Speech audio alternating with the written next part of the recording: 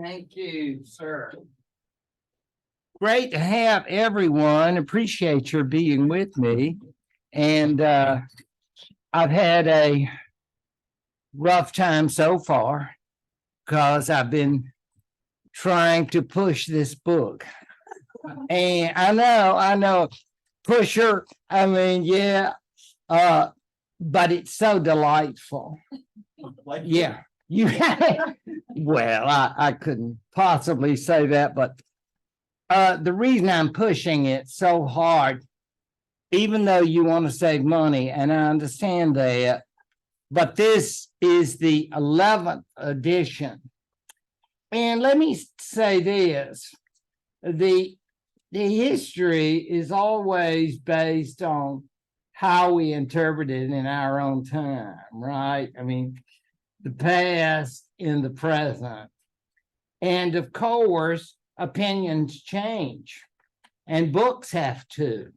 So when we try to save a penny or two, we miss out on that, not to single people and say, gosh, so you mean there are additional advantages to buying the latest edition? Heck yes.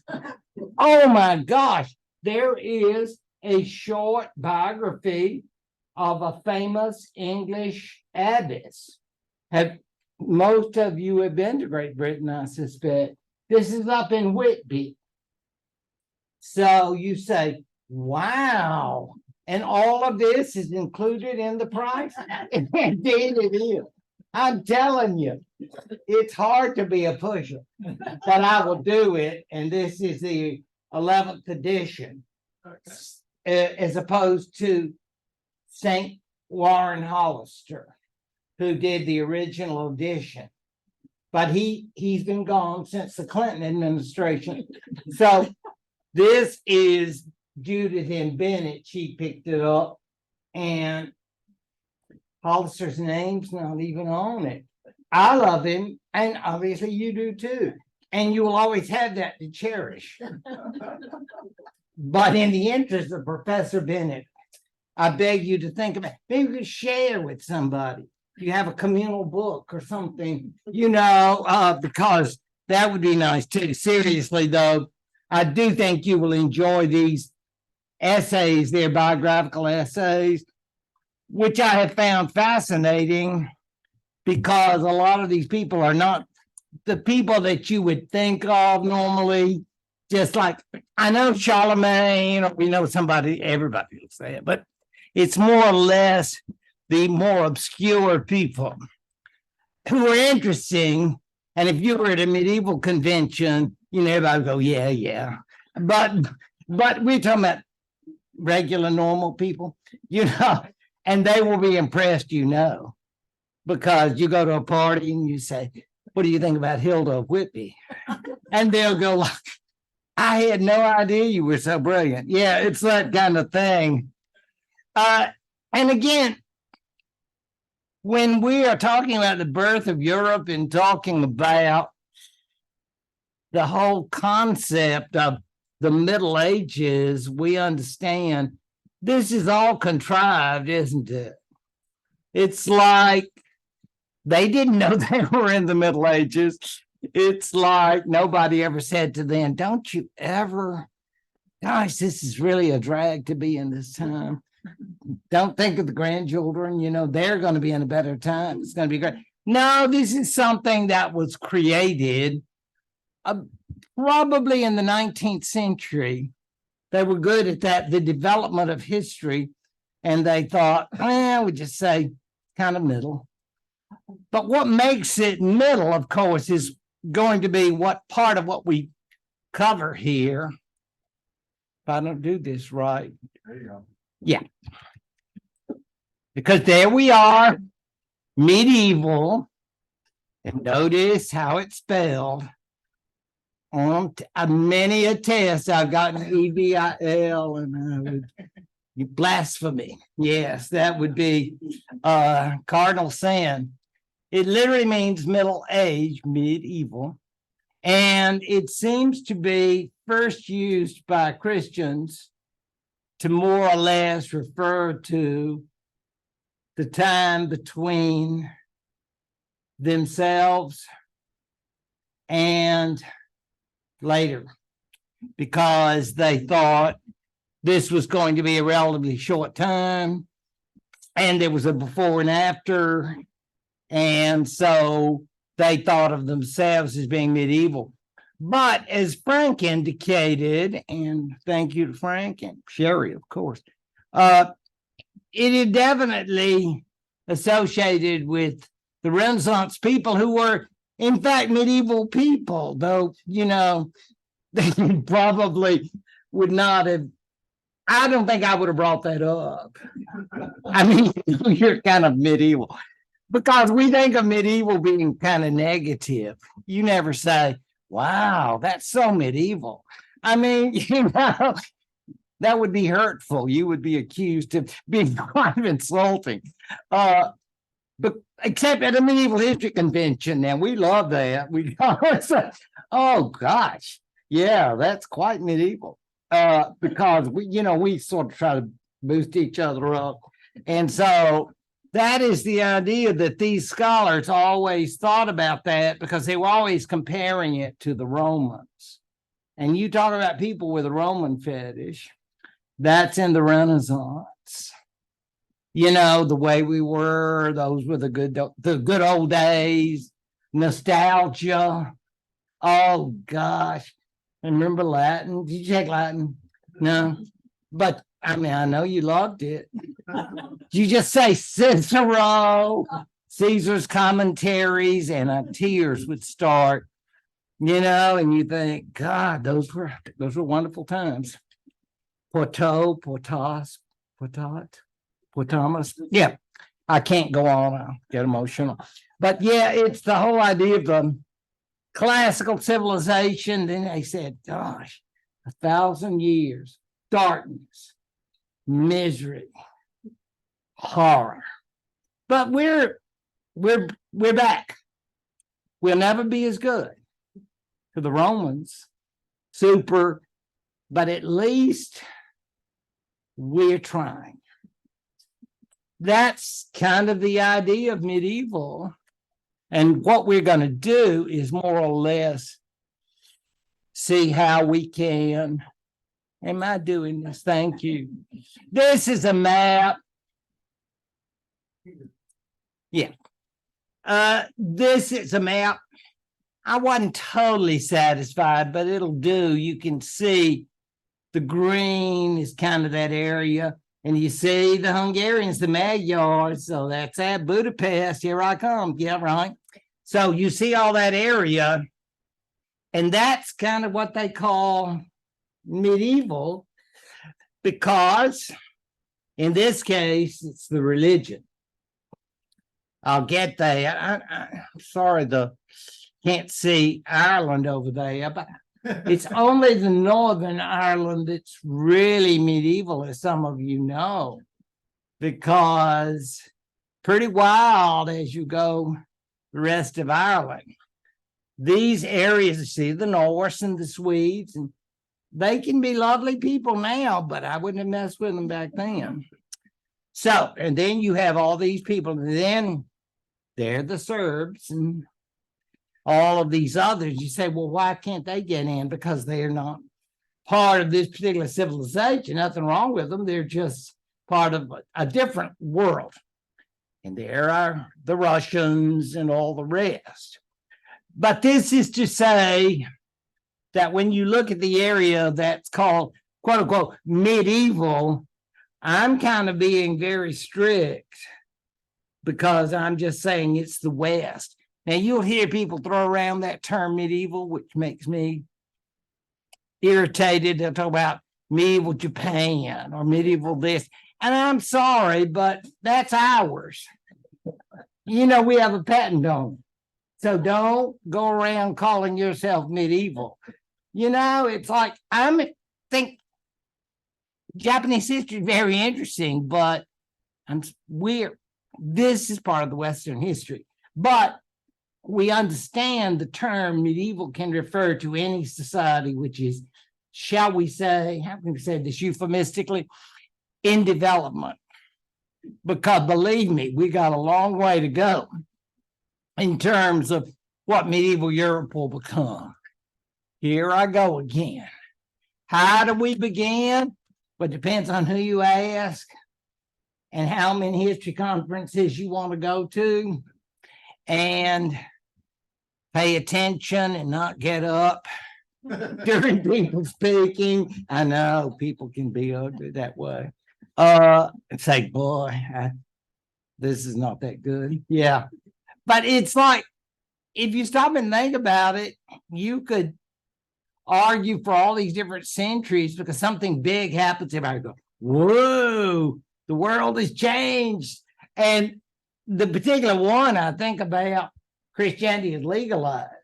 And you understand what I mean about legalized. I don't mean everybody becomes Christian. I just mean it's lawful to be one. It's not until, the end of the century that other religions are declared non-tolerated by 395. So I just think about it like once they are legalized, it's just, as the old song was, just a matter of time before, we let you exist, but you're evil, wretched, and damned. So you can't, I know, harsh, but that's the way it is. We don't want your kind around anymore. It's like you're a fill in the blank because you're not one of us. So that's very important because I got a whole lecture on it.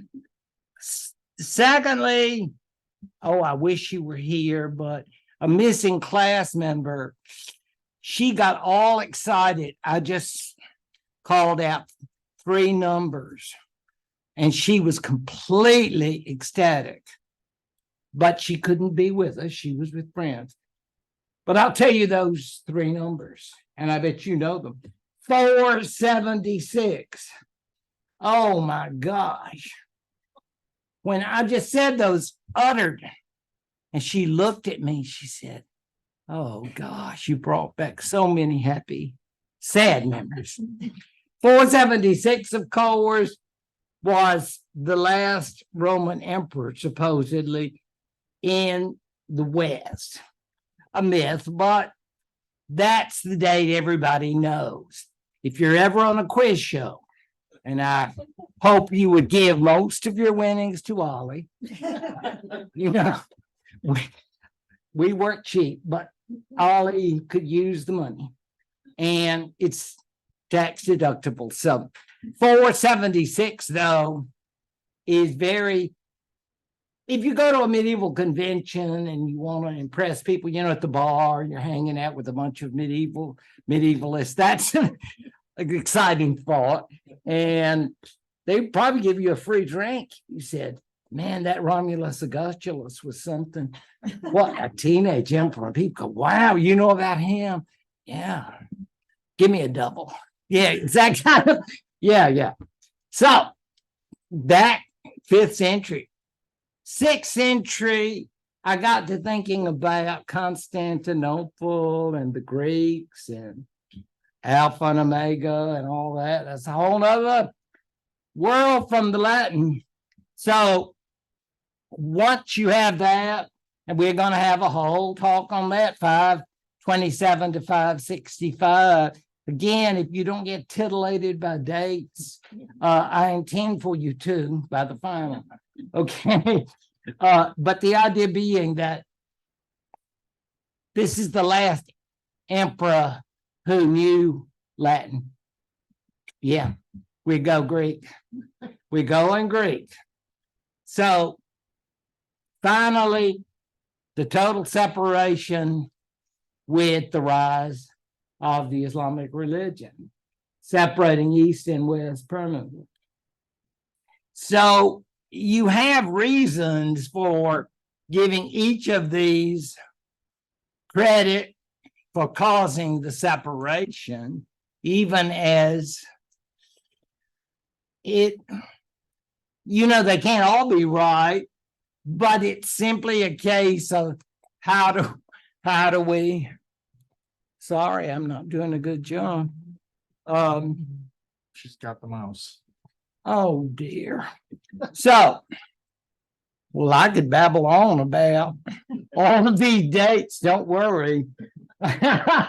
It's not a question about, but you can understand the various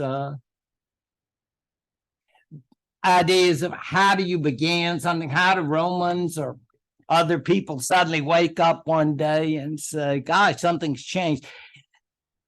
I thought about that, and all of us know when things are changing, like in the late Roman Empire, they knew that.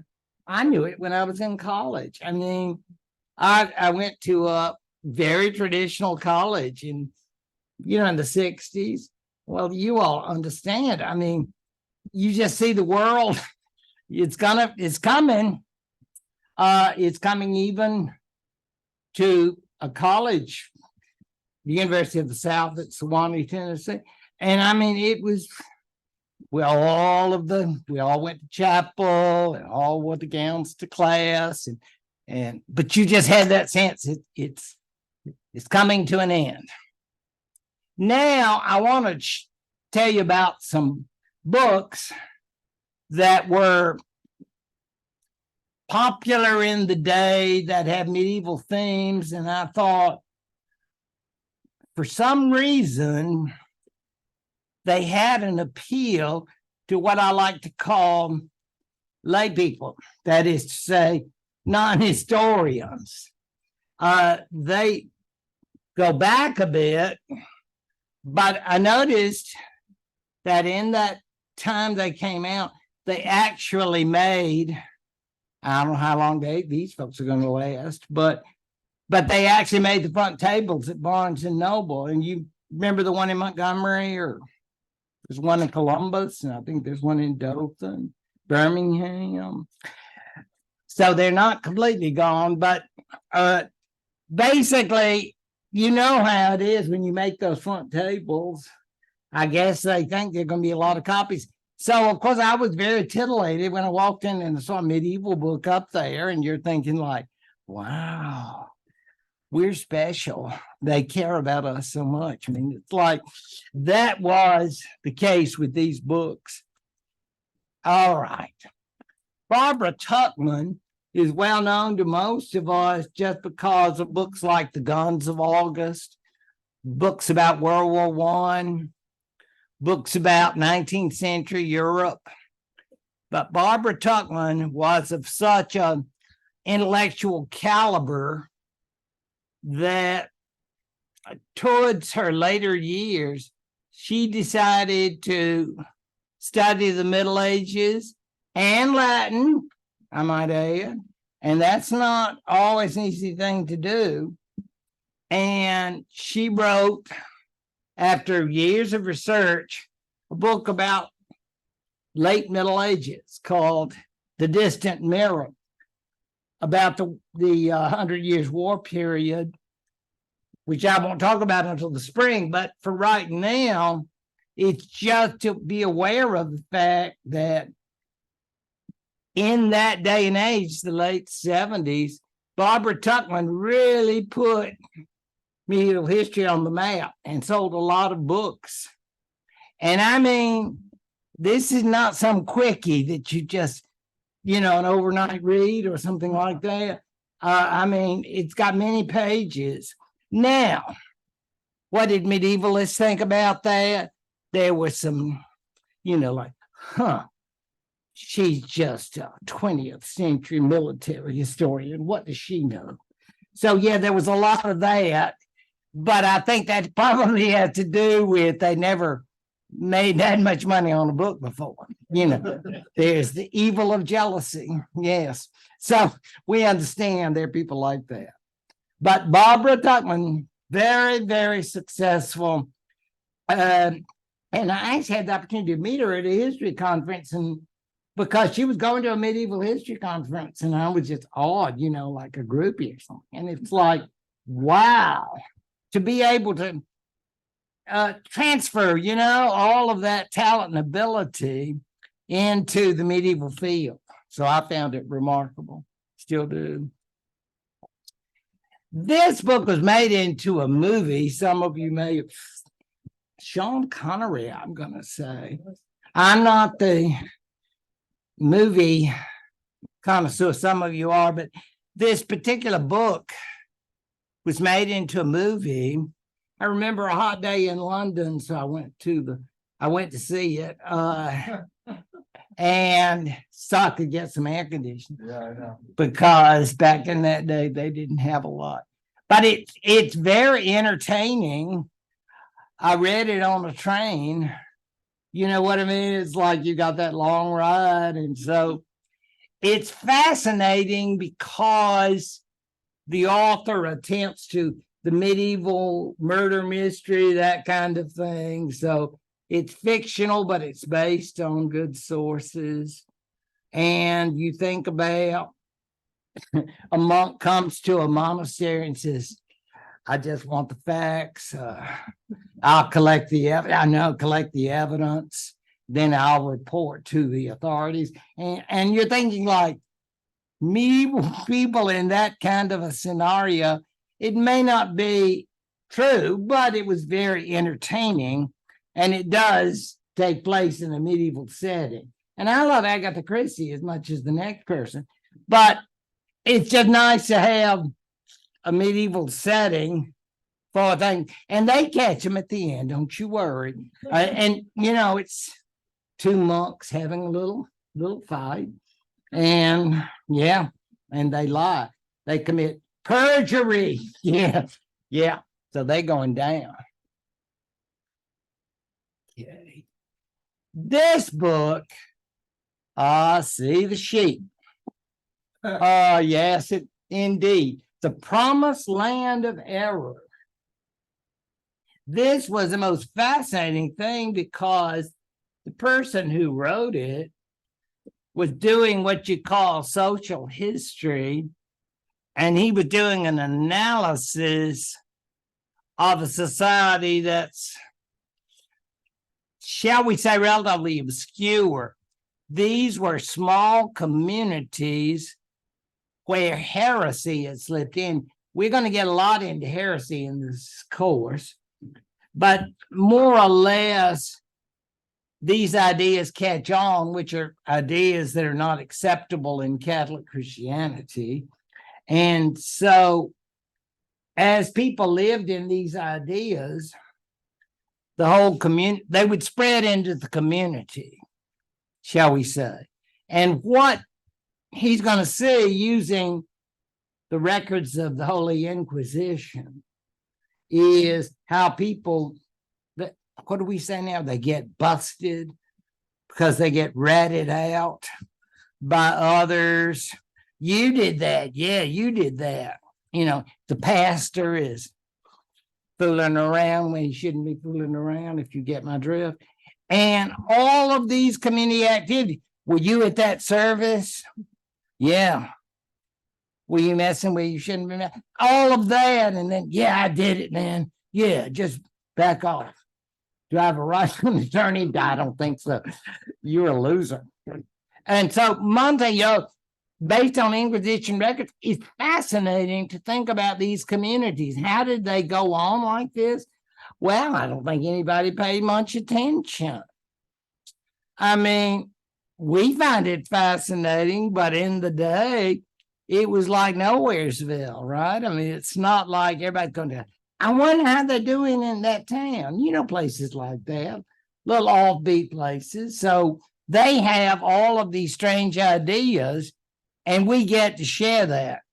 And what makes it interesting is obviously that it went on during a period that we think of as everybody is so this and that. Well, obviously they weren't, but even the priests were messing around. I mean, you think, gosh, that's shocking.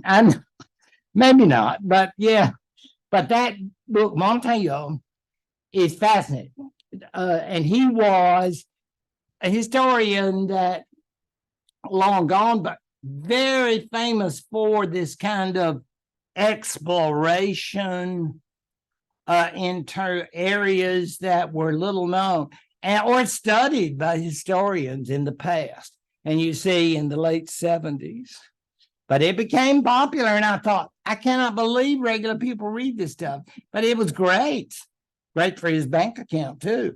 Yeah, that he sold a lot, as you can tell, in French and in English, for that matter. Okay, now we think about some movies. Yeah, I don't know if anybody remembers this, but I called it The Hippies Come to the Middle Ages. Yeah, because this is some serious hippie movies. And I don't know, it was in its day pretty popular. Franco Zeffirelli, remember Romeo and Juliet and all of that. So yeah, this is pretty much need lots of popcorn for that because oh yeah, brother. And you say, oh my gosh. So what is it about? Oh, Francis and his buddy St. Clair, and they're giving themselves to God, and you think, I wonder if it was exactly like that. I don't think so. I think definitely it was. If you watch it nowadays, it does seem very early 70s or late 60s, whichever you prefer, but it's a Zeffirelli for sure. And it did well in the day. I'm not sure that people would care for it now, but it was a beautiful movie. But my interest about that there in the movie theater was simply to appreciate, again, given my bias, just that these people are interested in friars and the development of mendicant religious orders. I know I was a lot younger then. So, yeah. But the idea is you understand the theme that these people and the poor Clares, if you're familiar with the female order and how they go their separate ways to serve God. And of course, they love the world. And we can just have Donovan playing in the background, doing a little Mellow Yellow, maybe, or something, yes. But it's just really interesting what I'd call it almost a period piece in a way, as far as movies. But again, movies are like anything else. They reflect the time period. 1972. Yep, long time ago. Oh my, Katharine Hepburn and Peter O'Toole. The movie here, I actually saw it as a play on Broadway, and it's still done. It really is.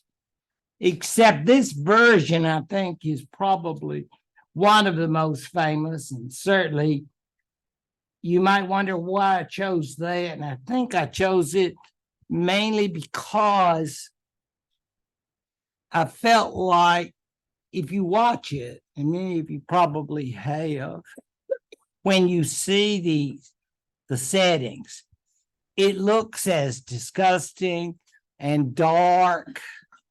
Oh, yeah. Can you imagine? And gross, it's like, you think when you go see Brother Sun and Sister Moon and all of that, and think, oh, give me a big hug and all that. Yeah, right. That's nice. But this is down and dirty because it's not so nice. I mean, the whole is dark. When you see him hit her, you just think that's abhorrent. But again, I guess I'm coming at it from modern times, and I thought about this is what people did, and they played marvelously. I mean, it's a wonderful film, and you remember one of the James Bonds played the French king. Oh, yes. History of cinema there. It's kind of interesting in it, but The Lion and Winter about King Henry II and Eleanor of Aquitaine is a very famous movie, and I would say one of the major ones of that particular era. But again, I'm always interested because of its medieval background, whether or not it was particularly valid remains up to the authority of experts. And I don't go to movies and say, now I'm going to grade you on this and I'm going to call you in. And if you don't get the test, I'm going to give this movie an F and I'll ban others from going to see. I mean, you need to let yourself go when you go to movies, right? I mean, it's like no critics there. What was the one? Oh, speaking of, oh, yeah. Now, this is one. Oh, how many times? I almost bit my poor tongue off. I was so good. I was so good. Because it was filled with mistakes. But, it's like I can get through this with counseling, a lot of help, drugs. I don't know what I'll need to do. But the idea, and bless his heart, I mean, he did well with his role and all of that. Inevitably, you teach a class like that. You say, have you seen Braveheart yet? Yeah. Yes.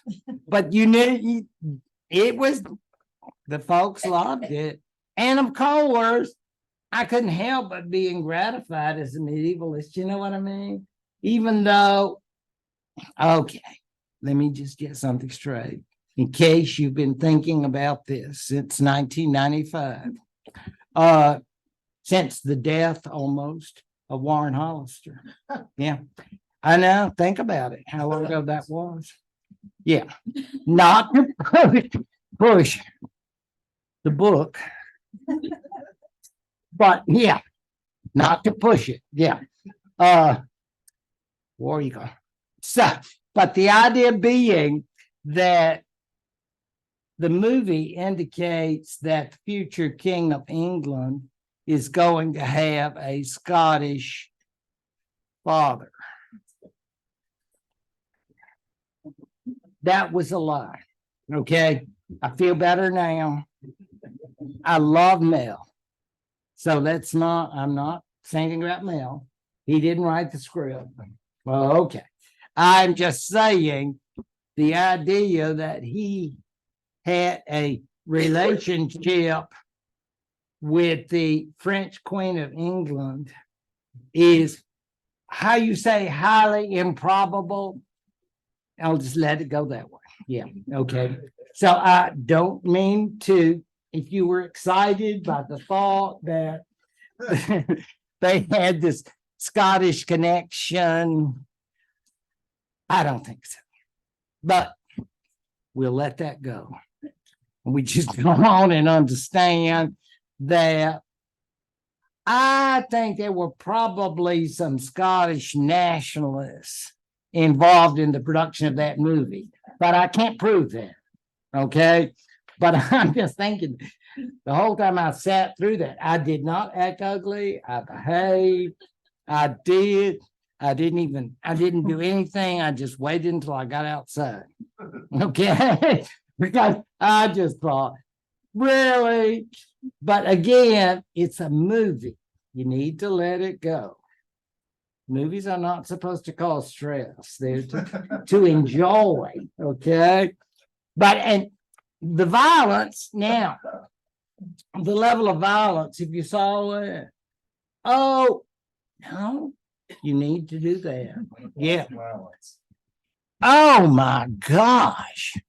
We're not talking about just mild violence either. But again, I guess in terms of medieval warfare, we shouldn't be surprised. I mean, it's not like, oh, sorry, did I hurt you? Does that not feel good? Yeah, I mean, it's pretty realistic in that sense, but it's certainly not realistic in terms of the details. But yeah, Wallace is definitely going down. So if you are a fan of Scotland, this is your movie.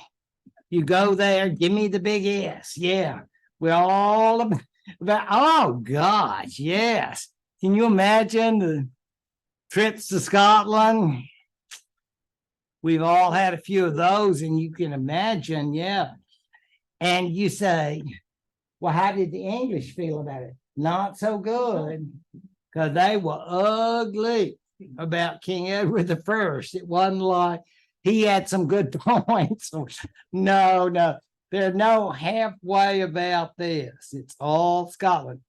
Again, our concern is just to understand how it created all this interest in medieval history, at least in my mind, that I thought, all these people are here and they care about the Middle Ages. And I go home gratified.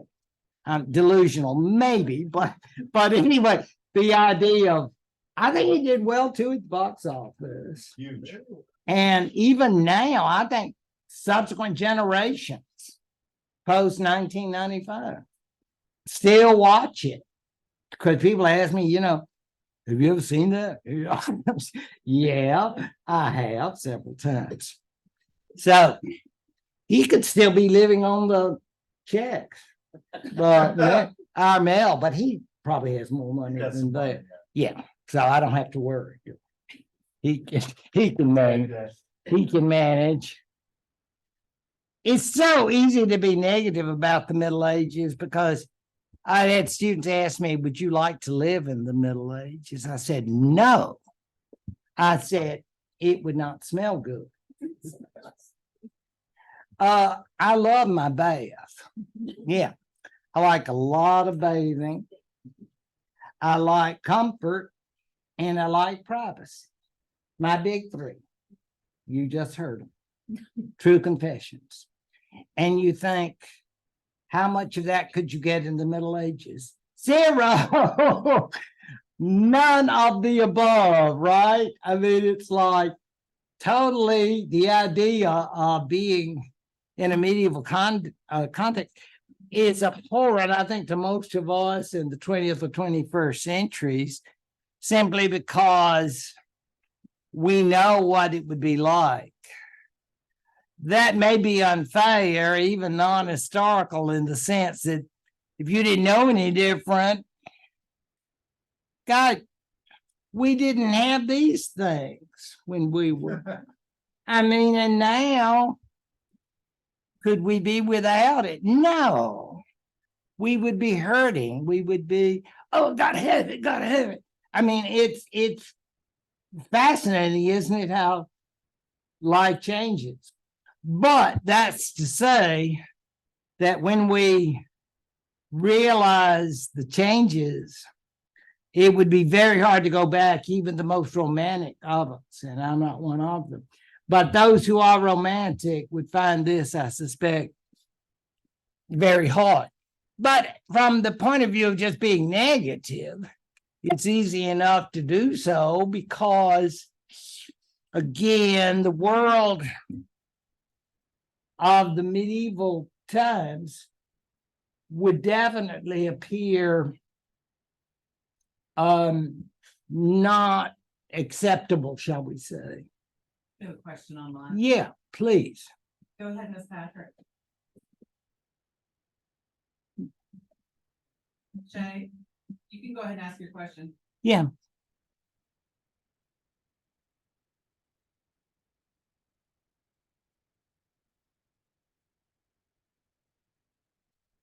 I'm sorry. Okay. The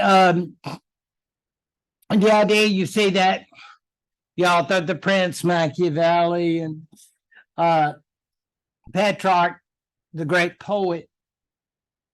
But the idea, of course, they're trying, and they're Italians, so we're from the Roman Empire, and you people you're all like yucks, and you just are not like us.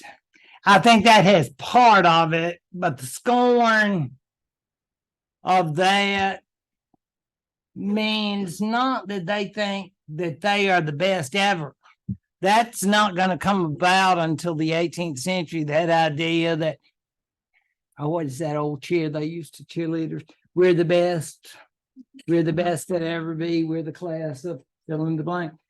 That the idea is they don't think that, but they just think they're so much better than the last few centuries, which were dark and ignorant, unlike our beloved ancestors. Well, I don't think they ever talked to Nero. What do you think, Nero? Caligula? Oh gosh, we read so much about you. We're delighted. I mean, yeah, I'm not so sure. But the idea is you understand that then they compared themselves like to people who lived in, I would call Germany, England, and said, oh, they're so, ignorant, barbaric. That's a very interesting word to call somebody. That's a little hurtful because, the Greeks first used it to refer to a non-Greek, to a nice Persian. You said, you're so barbaric. Yeah. What do you call them barbaric? Anybody who's not Greek. And so the idea is here that the Romans are at a level that they're just the best that's ever. And I don't guess anybody else can ever be on that level. You say, well, what about Greeks? No, it's all about Romans. And you say, and you think about, I know all the different courses, like today we talk about China, we talk about India, and they don't care about that. If they even know it exists, they could care less. They're just talking about the Romans. Call it a fixation, if you will. Yeah, that's where it is in terms of greatness. You say, but aren't they worried about these poor folks are Christian? I don't think so. They're Romans. They are, yeah. All great. Caesar Augustus, Julius Caesar, Samad, right? Yep.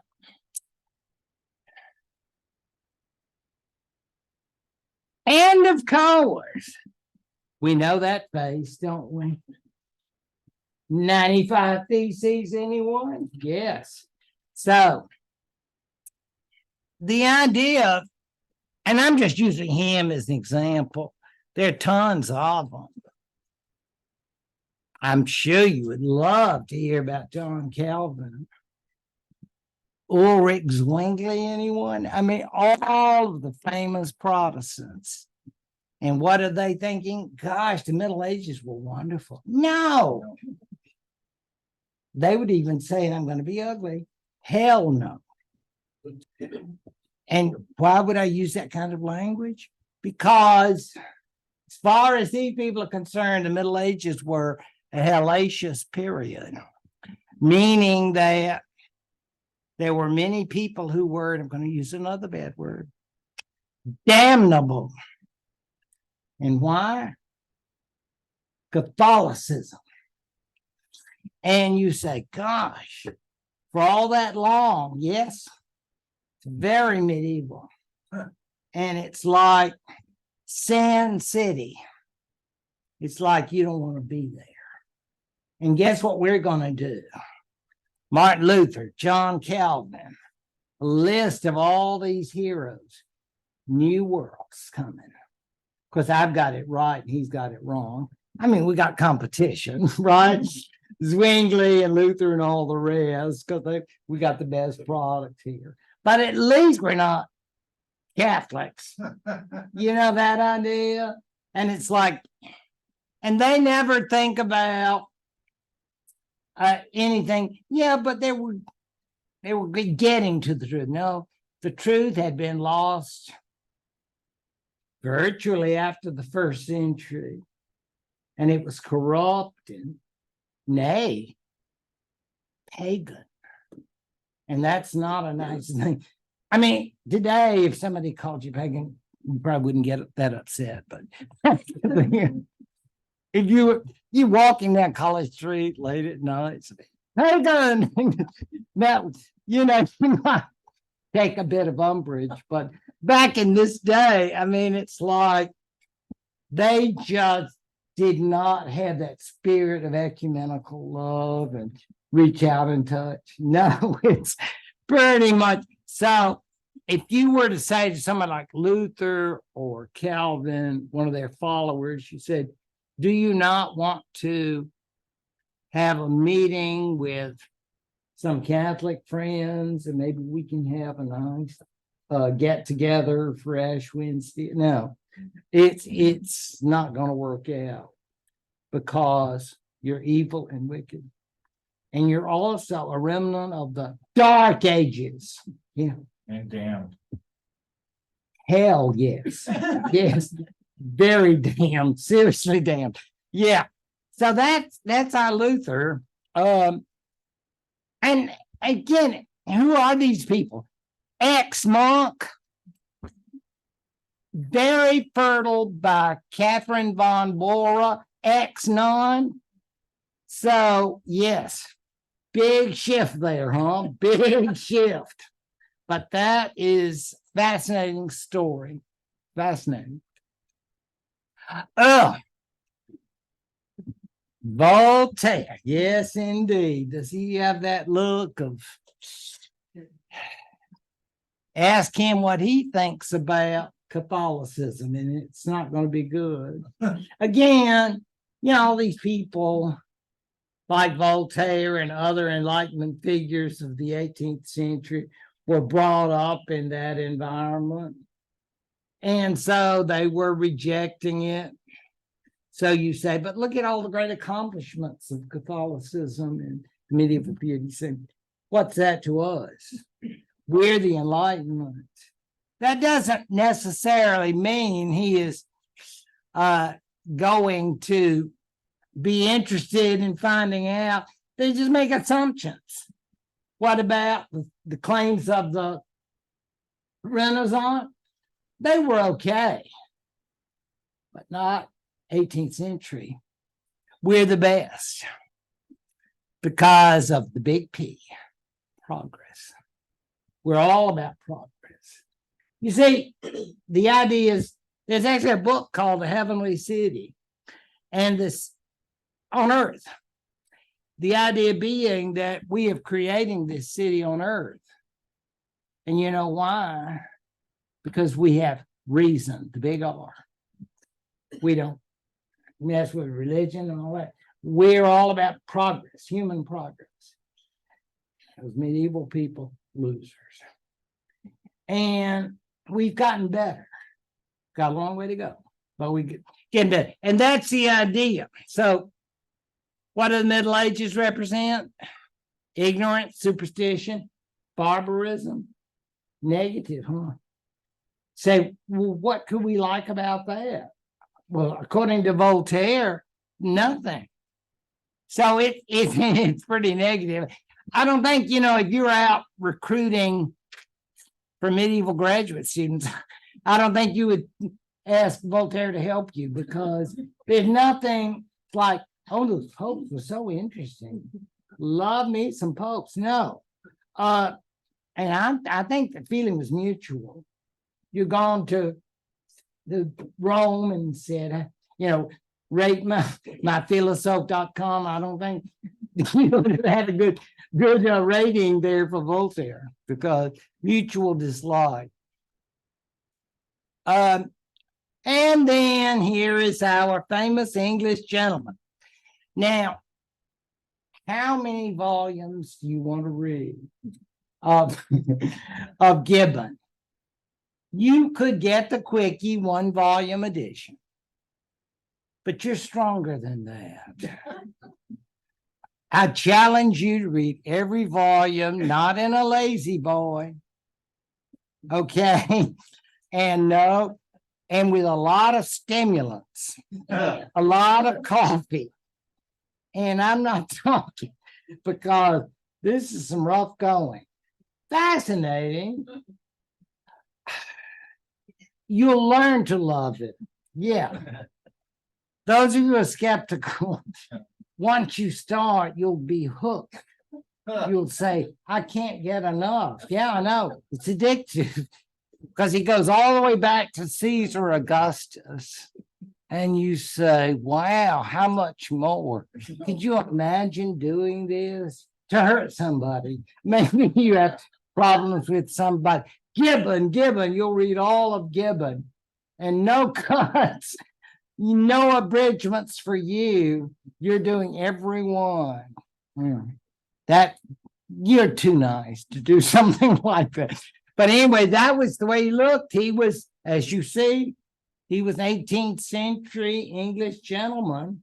And so he didn't have to apply for grants or leaves and didn't have to grade, and he had to teach freshmen who would say things like, but I always made A's in high school. No, he could just enjoy his money at nice estates and take nice trips to Rome. And that's where much of this occurred to him. How did this all turn this way? Because, that love of Rome, we all get it when you go to Italy. And the idea, of course, being that Gibbon, in many volumes, would describe what happened. And, of course, this famous phrase, religion and barbarism, is his idea in the latter volumes of what happened to the Roman Empire.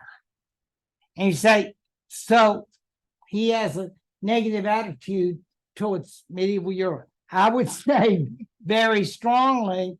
I mean, it's not like, but they didn't have their own faith, and it became a Christian society. And so, they're just the very, very high ideal of the Roman Empire. And so this famous book, one of the greatest books ever written in history of history, I'd say, would definitely not be a book that would be appealing for those who want to praise the medieval period. There's nothing there. Religion and barbarism. And you say, well, religion, that sounds like, not in his view. Remember, he's Enlightenment.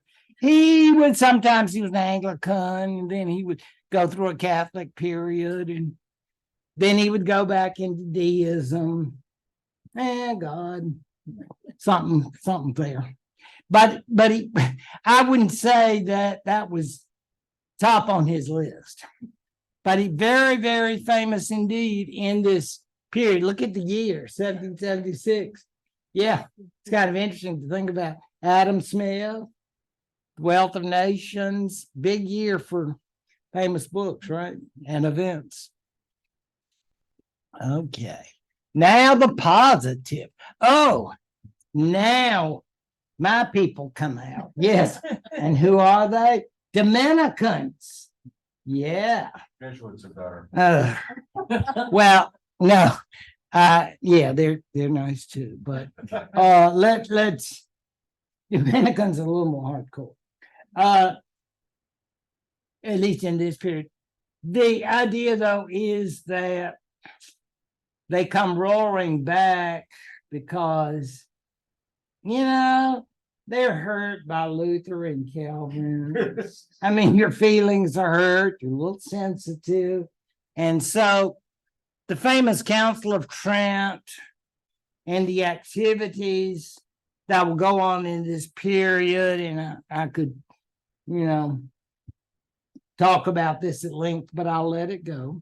I'm just glad, because it's a fascinating phenomenon to me, because to me, it's not so much a counter-reformation, it's just the Catholic Reformation, which it has at times, like Catholic Renaissance, if you will, because they knew they had troubles. So they were preparing to make changes that were needed. So all of this, Council of Trent, which met off again, on again. And of course, you've got a wing of people who are what I would call History Brigade. My people. Yeah, we're there. We're there at the Council of Trent. And of course, we're paid professionals by the church. But that doesn't mean we're any less devoted to our task. I remember going to historical meetings, and there would be like Society of Catholic Historians meeting, monks and nuns, and it was great. But the idea being, in this case, that they want to show, contraire to those damnable Protestants, the Catholic Church was a major force for good and righteousness, and not necessarily brother, sun, and sister moon. Other aspects. We have schools, we have medical care, we are spreading out missionaries, we're saving heathen, we're doing all kinds of things, good things. So all of this is saying, don't you go around and say bad things about the Middle Ages. That is a no-no, because that's part of this. Now, we're going to make it better. We get that. But this is the counter to Luther and Calvin, Zwingli, or others who are saying medieval is a bad period. Everybody knows this face too. Otto von Bismarck, the Prussian. He's as good example as any, but there are plenty of others, because, and this is really one of the great creations of this period, is medieval history. The nationalists, and this not so much Americans, but Germans or British, people who had already achieved a sort of national ideal. And Bismarck represents this up to a certain extent by 1871. And that idea is, look at us, how great we are. And even in the Middle Ages, it was beginning to show. And as we're going to see, we think of Otto the First, and you're going to go, well, who was he? You're going to find out. Keep coming. Every week is going to be an Ottonian special. But the idea being that these figures are going to be emphasized. And then you go, well, what about in England, Henry II? Can I say? Another lecture. And I'm not going to give it on fill in the blank. You'll know this, and you'll want to do an essay on it. Yeah. You could get an A in here. Blue book. The idea being that in all of these places, this idea of, look at us, we're the big F, we're France. And when did we become the big France? In the Middle Ages. It was a glorious period. Do you get the idea? Nationalism, the whole medieval scene is going to be, it wasn't so bad after all. People in the past used to talk ugly about the Middle Ages, but look what came of it. We did. We're France. We're Germany. We're whatever it is. I mean, what person of Scottish ancestry didn't go to that movie we talked about earlier and say, yeah, we're Scottish, we're bad, and all of that. I mean, people get excited about this sort of thing. So that was part of it, this whole nationalism. And I think there's a tie-in there between nationalism and the study of the Middle Ages. So maybe when you go back to school, you go like, please teacher, could we have another lesson about the German predecessors of our great Otto von Bismarck and the Kaiser? I want to learn more. Can I do an extra credit report on Otto the Third? My fantasy. Okay, but that didn't really happen, but I can dream. So that is the idea. Now, let me say, is that good? Well, I don't know if it's good, but it's definitely part of the puzzle, this whole medieval praise of nationalism. And if you got left out, your day is gonna come. You Bohemians, you Czechs, I don't know. Not us. Yeah, you're coming, but maybe you're just not there yet. But yeah, but it's a progressive thing, and we can spread out our nationalism. Ah, Jean-Jacques Rousseau. Yes, indeed. Mr. Geneva. They all found him fascinating. His confessions, his tales of his and life. I used to call him the Oprah Winfrey of the 18th century, about tell me about your personal life or what's going on, more than you need to know. What interests me about him, though, was while he was not a religious person, in fact, he was absolutely indifferent. He would talk about, as a romantic, he would talk about the joy of hearing the church bell ring and people going in and out. And they had nothing to do with religious truth. It has everything to do with just that romantic dribble of like, look at the happy little parishioners going, oh, Father, we're so glad to be here. Lovely mass. Oh, I heard the bells ringing. And you think, really? Yeah. But that's Rousseau. Nothing wrong with it. I'm just saying, this seems to me sort of medieval, even if it's romantic. And I think it's very romantic because there's nothing, quote unquote, religious about it. It's all sentimentality. But that's Rousseau, because he definitely is, not Catholic. I don't think he's, sometimes he has his Calvinist moments, but usually it's mostly indifference. But he's very romantic. So he loves those bells ringing, and the idea of the church and just the people come together. Maybe he was just, what would you say, sentimental, nostalgic, that sort of thing. Sir Walter Scott, Scotland, Ivanhoe. Now we are talking about serious romanticism.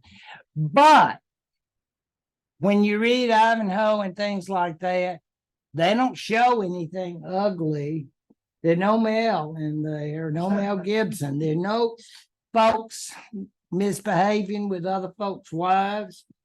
And there's no people getting killed in a bad way. But it's all like great warriors and fair damsels, too. And they're always very fair, okay? There are no mediocre damsels. Everybody is looking good. And that's why we call it romantic. Because remember, we tell stories about Bonnie Prince Charlie and all the rest of that we associate with Scotland. But that image of medieval Scotland has to do with the romantic ideal of society and, of course, devotion to God. These folks are not sleeping in on the Sabbath. No NFL for them. They are there. And if they are fighting, it's for truth and justice and the Scottish way. Yeah. It is not in any way, shape, or form about evil. They're not doing this. I want to promote my business or any of that. No.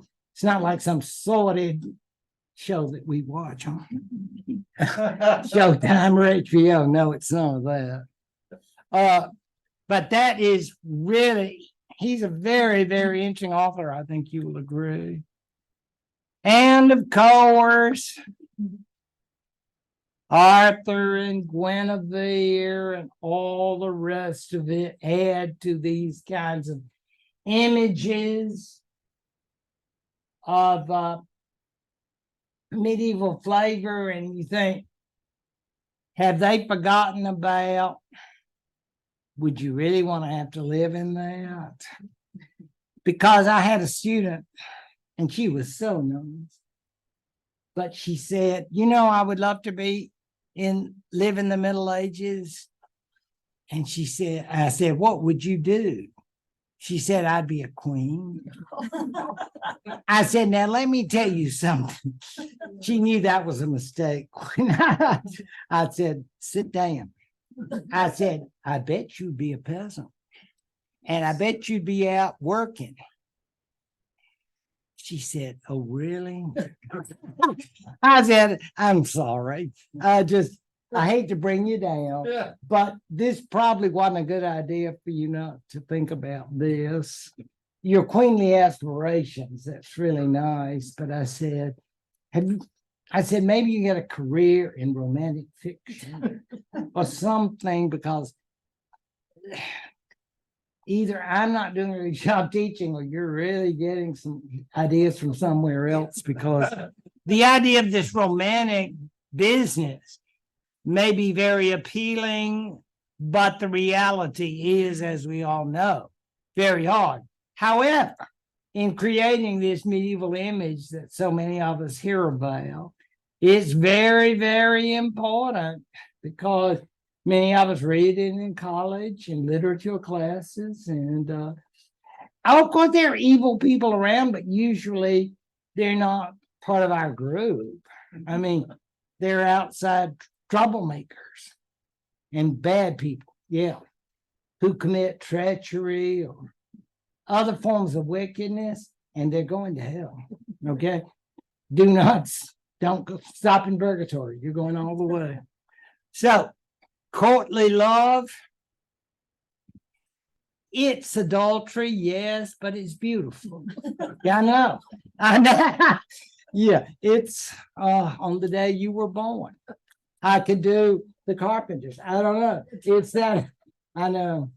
And that's the idea of, it's all very beautiful. And you think, could that mean romantic? Seriously, in terms of reality. There's no no-tell, motel, none of that. I mean, it's all just beautiful. Yeah. So, reality, not so much. And of course, I did decide to bring up the old alma mater because of the idea of the neo-Gothic architecture built in the early 19th century, or early 20th century, I should say. The chapel there, sometimes called a cathedral wrongly, is like booked up for weddings and that sort of thing, because people love all that, because it's has that look about it that when it was created, and it was to create that particular image, as you can tell, up there at Sewanee. And of course, for about, how long? Maybe a century, they created that single sex gowns, small classes, required church, and all of that. And then suddenly, by the end of the 60s, the beginning of the 70s, that's what I'm getting at when I'm talking about ideals and the changing into reality. That, of course, is part of what we see, but we try to recreate it. I mean, it's not used like it was back in the day because people don't have to go. But chapel, that is.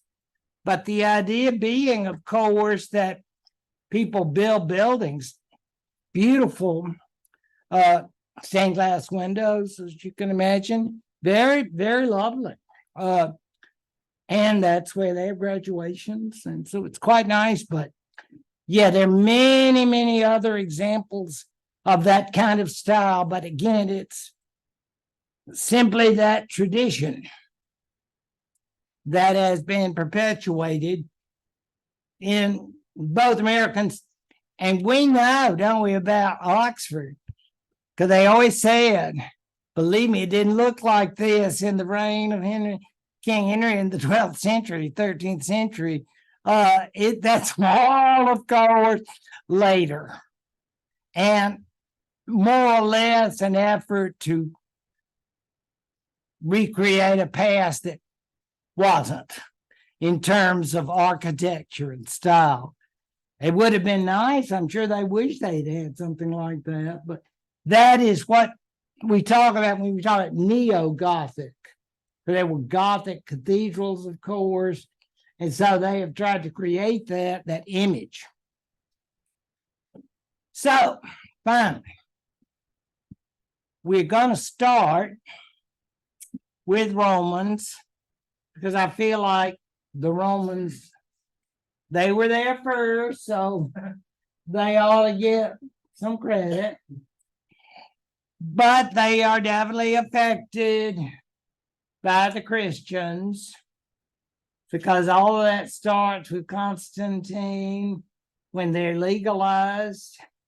As I said earlier, it's sort of like once they're legalized, they'll say, we appreciate being legalized, but you know what? These other groups are really disgusting. You know, if they could be banned, that would be a good thing. So you keep it up. That's going to happen. You know, it's not only that you would just be tolerated, you just need to be ended.